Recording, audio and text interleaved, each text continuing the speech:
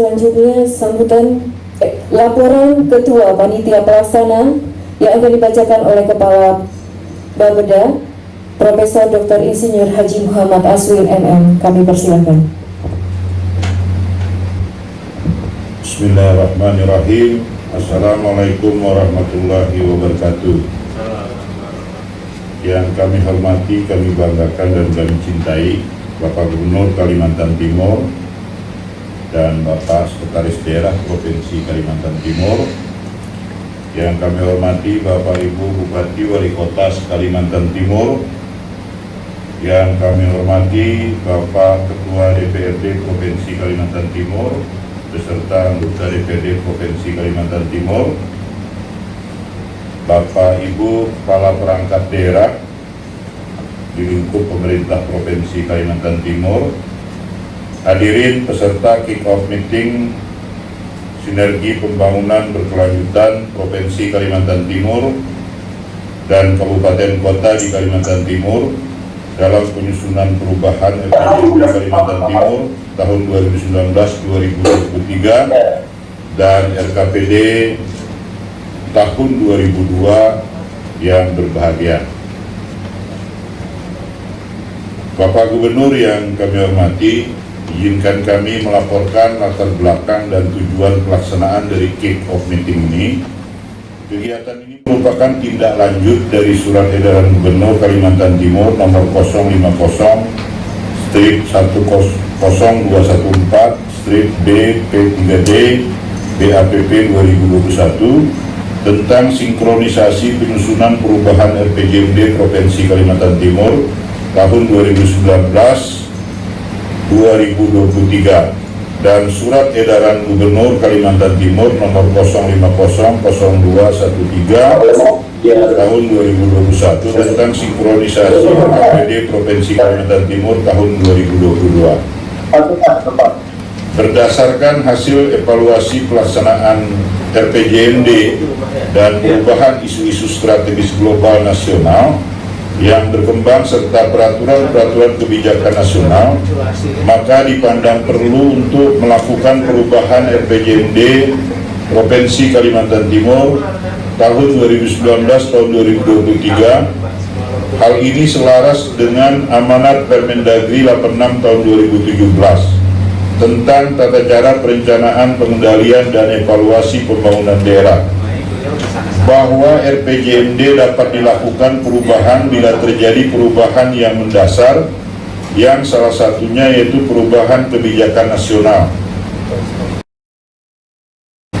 Kemudian beberapa yang menjadi alasan: pertama, kebijakan nasional paling mendasar yang menjadi latar belakang diberlakukannya perubahan RPJMD Kalimantan Timur adalah dengan terbitnya Peraturan Presiden nomor 18 tahun 2020 tentang Rencana Pembangunan Jangka Menengah Nasional tahun 2020-2024 yang di dalamnya memuat rencana pemindahan ibu kota negara ke Kalimantan Timur. Tentu saja rencana pemindahan IKN ini akan berpengaruh besar terhadap proses pembangunan Kaltim dan harus ditindaklanjuti dengan harmonisasi RPJMD Kaltim 2019-2023 dengan melakukan perubahan. Kebijakan nasional lain adalah amanat Permendagri nomor 90 tahun 2019 tentang klasifikasi, kodifikasi dan nomenklatur perencanaan pembangunan dan keuangan daerah. Kemudian yang kedua, alasan yang kedua adalah merebaknya pandemi COVID-19 telah memberikan pengaruh besar pada kinerja perekonomian dan keuangan daerah.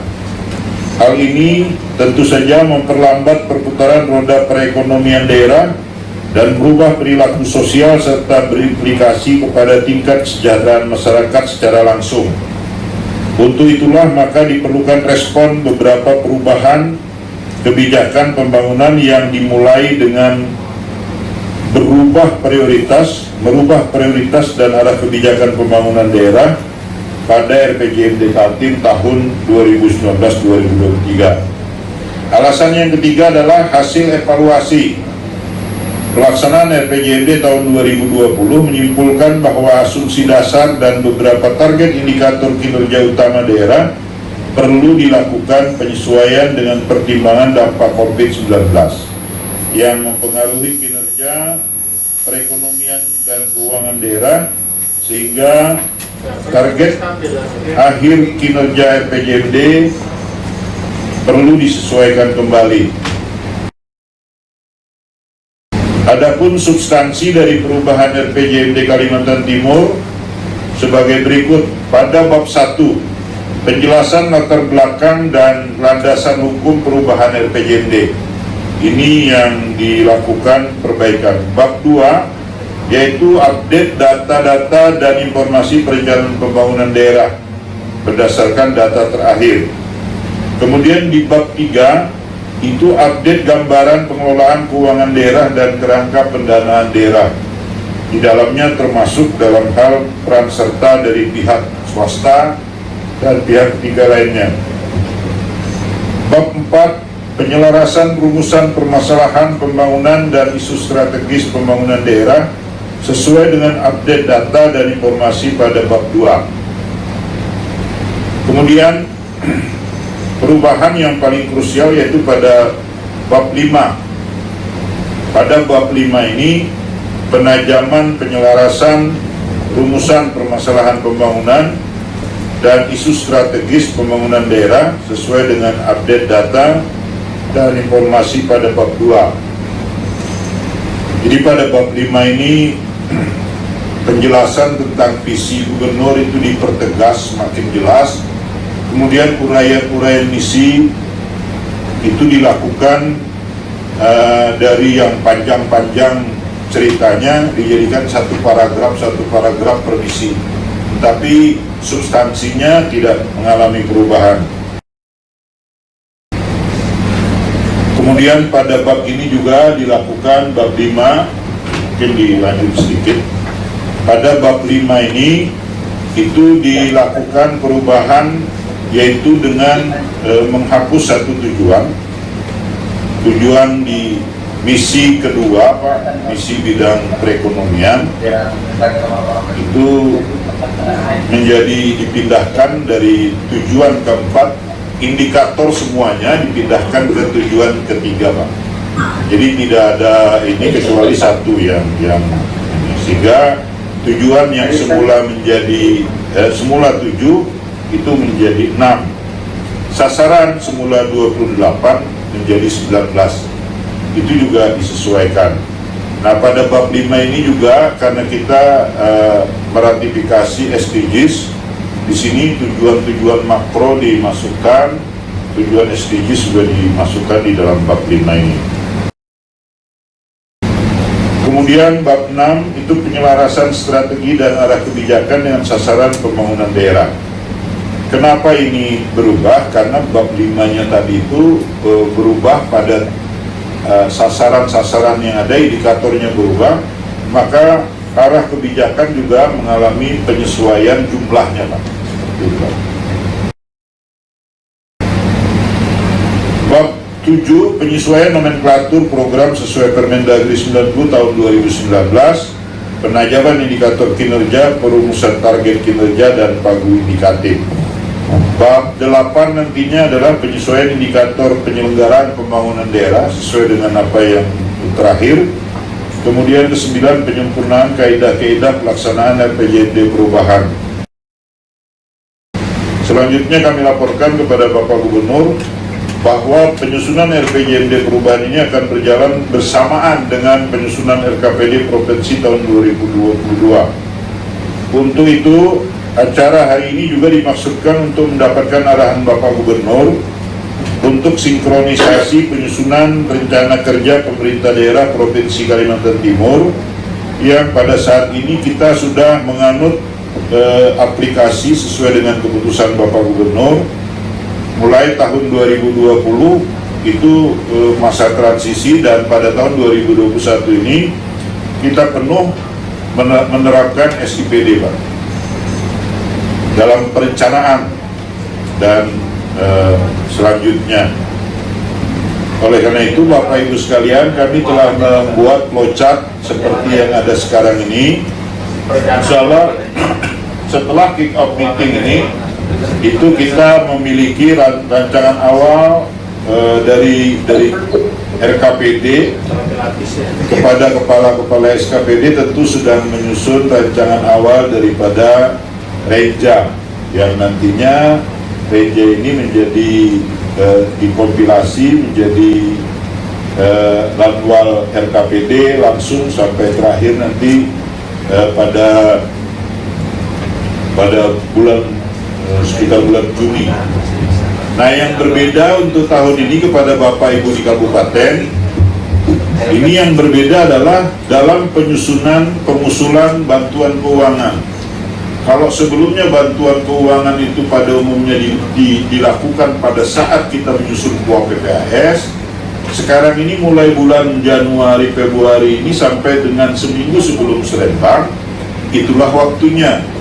Jadi sebelum dilakukan selesai penyusunan RKPD akhir, itu sudah ada rincian-rincian. Jadi demikian juga Bapak Ibu anggota DPRD, pokir-pokir yang ada, itu mulai bulan Januari Februari ini sudah mulai masuk. Itu sebelum dilakukan musrenbang, aturannya ada seminggu sebelum musrenbang, itu sudah terinci. Jadi kalau di kabupaten kota itu akan diberikan password kepada kepala Bapeda, bupati, tapi melalui kepala Bapeda, bupati wali kota. Kalau di DPRD langsung anggota DPRD nama yang bersangkutan dengan mencantumkan nomor penduduk, nomor hidup kartu penduduk kita.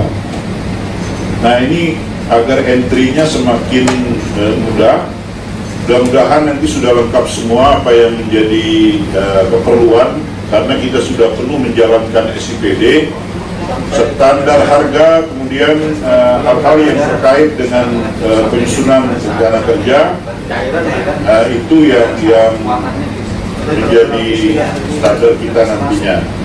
Bapak Ibu yang kami hormati, Bapak Gubernur yang kami hormati, perlu kami tambahkan Pak, bahwa karena kita sudah menjalankan penuh dalam perencanaan, maka tidak lagi ada yang blank-blank Pak.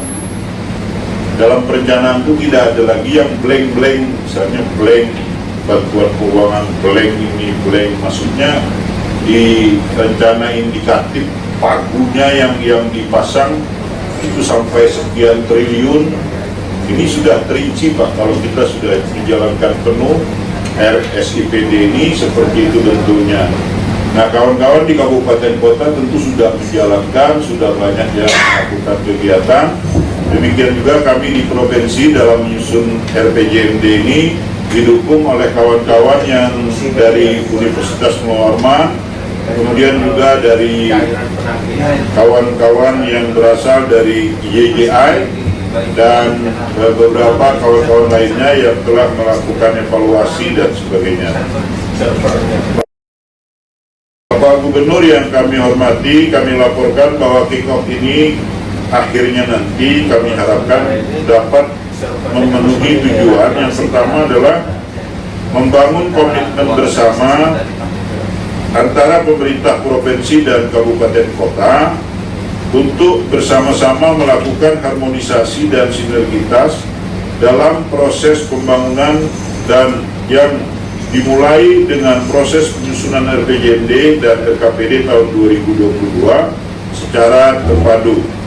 Yang kedua adalah arahan Bapak Gubernur bagi seluruh kepala perangkat daerah di lingkungan pemerintah Provinsi Kalimantan Timur dalam penyusunan Renstra Perubahan tahun 2019-2023 dan rencana tahun 2022. Mungkin kami jelaskan Pak, untuk yang pertama kenapa kabupaten kota perlu, karena selama ini kami di Bapeda kesulitan sekali mengaitkan antara sasaran kemudian prioritas Pak Gubernur itu dengan bantuan yang kita berikan. Itu yang sulit menganalisisnya antara yang kita tematis kita tahun bersangkutan prioritas Pak Gubernur pada tahun yang bersangkutan itu kesulitan dalam melakukan evaluasi, melakukan analisis berapa persen. Nah, mudah-mudahan mulai tahun ini kita melakukan berdasarkan urutan-urutan prioritas yang nantinya bisa berguna bagi kami untuk bagaimana tingkat capaian visi misi Bapak Gubernur ke depan. Dan kami berharap juga bahwa pada tahun ini mulai bahwa apa yang diturunkan ke kabupaten kota mendukung visi misi Bapak Gubernur, khususnya prioritas yang dilakukan oleh Bapak Gubernur. Demikian kami sampaikan laporan ini, dan selanjutnya kami mohon perkenan Bapak Gubernur untuk dapat menyampaikan sambutan dan arahan sekaligus membuka acara kick-off meeting hari ini. Semoga Tuhan Yang Maha Kuasa memberikan bimbingan dan petunjuk kepada kita sekalian. Terima kasih. Billahi taufiq wal hidayah. Wassalamualaikum warahmatullahi wabarakatuh.